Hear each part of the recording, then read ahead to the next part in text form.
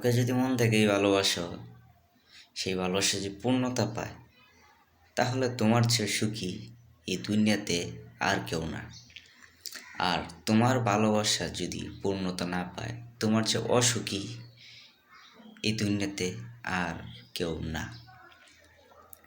ভালোবাসা মানুষকে কাছে পাইতে হলে অনেক কিছু ত্যাগ করতে হয়।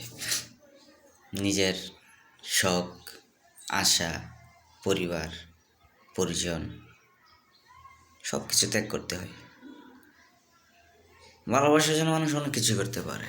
ভালোবাসার জন্য তো মানুষ মরতেও পারে, বাঁচতেও পারে। ভালোবাসার জন্য মানুষ সব কিছু ত্যাগ করতে পারলেও একটি জিনিস ত্যাগ করতে পারে না, সেটি তার শখের নারীকে। যখন তুমি তোমার শখের নারীকে পাইয়া যাইবা, তখন তোমার মনে হবে এই দুনিয়াতে সর্বোচ্চ সুখী হচ্ছে তুমি।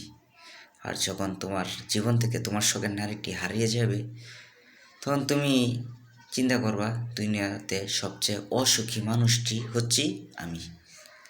এই জন্যই ভালোবাসা মানুষের কেয়ার করো, ভালোবাসা মানুষের যত্ন নাও, যাতে কোনো সময় সে এতটুকু চিন্তা মাথায় না আনতে পারে তাকে বিয়ে করে আমি সুখে নাই, তাকে বিয়ে করে আমি ভুল করছি, এতটুকু চিন্তা যাতে মাথায় না আসে।